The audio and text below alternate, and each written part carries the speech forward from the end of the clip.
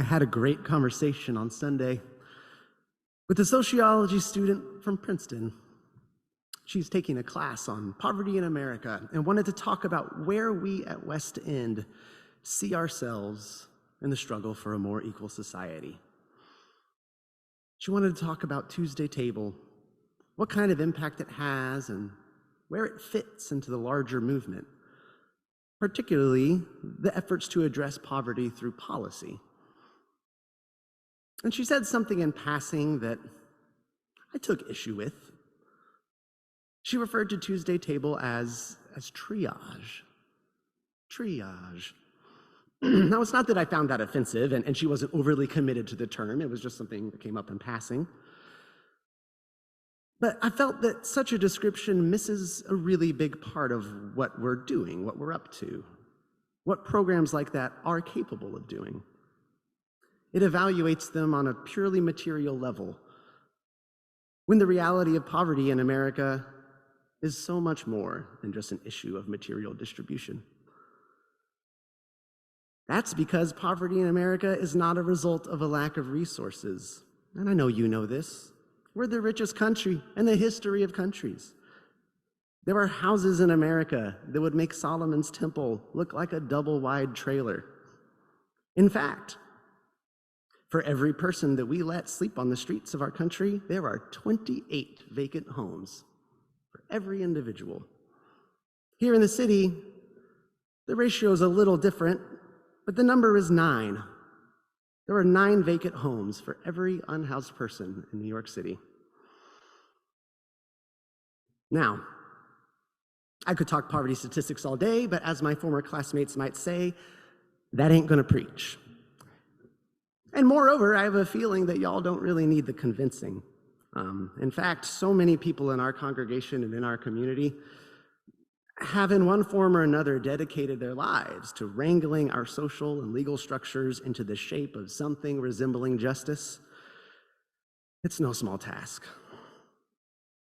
But when my friend used this word triage, I bucked. I just bucked, because that language has a way of framing this whole conversation only around those material aspects, which in turn can create this sense of hierarchy between our approaches, a sort of opposition. We're triage because we can only do this much, which will float us along until policy can really fix the issue. And to that, I object. I object because such a framing misses the fact that a big part of what we're doing, what programs like this are doing all over the neighborhood, is that it's not just material, it's relational.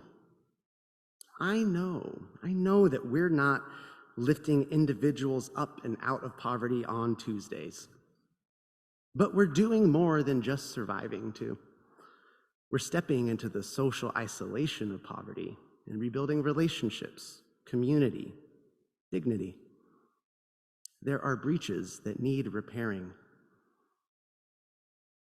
Imagine, would it be enough to address the material inequality of our society, but to leave intact a culture that fears its own poor? Is it good enough to reduce poverty by the numbers, but ignore the gaping chasms between us?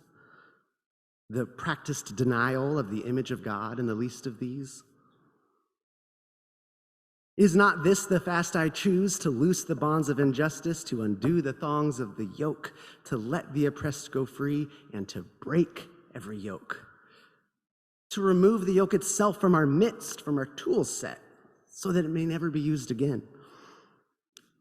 Isaiah makes so clear this relationship between striving for structural justice and repairing social fabric. This whole section of that first reading is a series of if-then statements that speak straight to, and in my opinion, totally disrupt the notion that poverty can be fixed through the pleas of the pious. Now, absent from today's reading is a section right before where the prophet describes a kind of personally pious fast, almost exactly like what Jesus admonishes in the gospel reading. And in Isaiah, God basically says, nope, that's not it. That kind of fast is something you're doing for applause.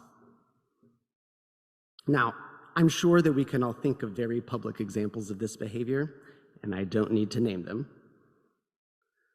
But in an increasingly public world where our private moments are so often documented and coerced into becoming content, where every speech, and yes, every sermon, and so many of our interactions end up somewhere online with the comment section below, I find myself confused at times about where the line between public and private really is, and what is the relative value of each of those.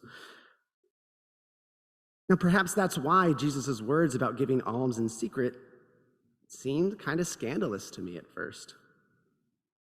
Knowing that our society's biggest steps forward usually come on the heels of major social movements, and coming, as I do, from organizing spaces where the explicit strategy is to shed light on marginalized people and on spaces whom society tries to ignore.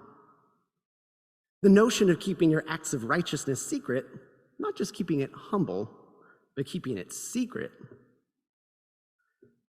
sounds like bad strategy, or at least a different strategy.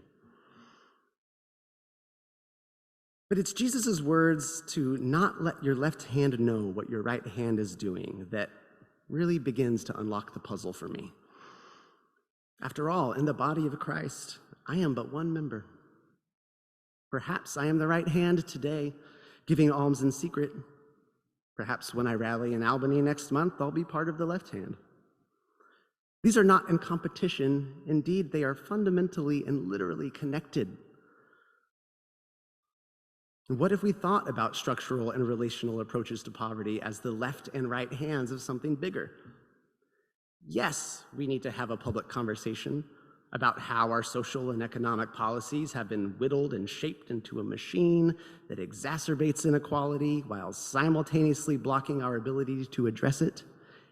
And yes, we need to build direct relationships with our marginalized neighbors so that love may flow between healed hearts and we can stop, as Isaiah says, hiding from our own kin. There is a top-down approach, and there is a bottom-up approach, a macro and a micro. The prophet tells us God calls for both. Jesus tells us to be careful we don't confuse the two. Because what happens when we do confuse them? What happens when we over-publicize the quiet part? To stay close into the gospel text with his example, there is something mutually vulnerable about unseen almsgiving. It's not just an exchange of goods, but a step in building relationship. And few things squash a new relationship so thoroughly as learning that you're being treated as a public symbol instead of a holy individual. But to make an unseen place in your life a secret and quiet place for a new and direct relationship with someone in need, perhaps that secrecy, that unseenness, is a greater act of love than we realize, precisely because it is unseen. Or consider confusion in the other direction, looking at the big picture with only personal lenses. This brings to my mind the folks who insist that poverty is a moral failure of the individual, or that racism only exists in the heart. Such dismissive explanations are ubiquitous among those looking for excuses to do nothing. Now, so far, this is a sermon about the lectionary text, but there remains one more question, right? One that has bounced around my head for weeks. Why these readings on this day? I see how they interact, but why this on Ash Wednesday? Where is the bridge between Isaiah's call for justice, Jesus' advice on righteous acts, and the imposition of ashes? And for all this talk of praying and fasting in secret, why partake of a sacrament that is so uniquely visible?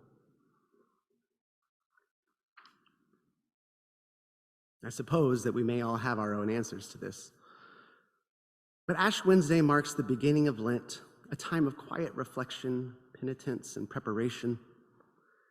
We enter this time as a commemoration, a remembrance of the 40 days that Jesus spent in the wilderness before beginning his public ministry. The scriptures tell us he fasted and prayed and wrestled with temptation. They don't tell us a whole lot else. See, even Jesus kept certain things unseen. For us, 2,000 years after the fact, it's impossible to approach Lent without knowing that the Passion waits for us on the other side of these 40 days. And though it is later in his ministry that Jesus begins to foretell his death and resurrection, I have to wonder if his human mortality was on his heart and mind out there in the wilderness. Surely he knew that the path ahead was dangerous. But let's look one last time at Isaiah's words, but this time setting aside that macro lens and trading it in for a micro lens, a little closer look. Did not Jesus share his bread with the hungry, bring the homeless poor into the house? Did he not clothe the naked, satisfy the needs of the afflicted? And didn't his light break forth like the dawn? Didn't the Lord guide him continually, satisfying his needs in parched places? And didn't he become like a spring whose waters never fail? And all of this while knowing that this body, these bodies that we have, are not built to last. In fact, only one thing does, and that's love.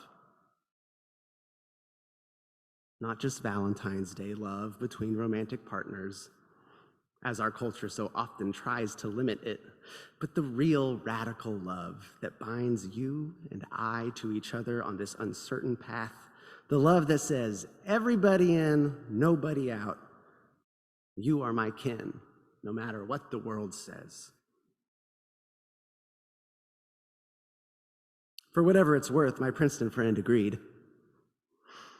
We agreed that our paths and approaches are different, but they are merged, and the place that they merge is at the heart. We debate policy, we talk strategy, we fight for equality because we love.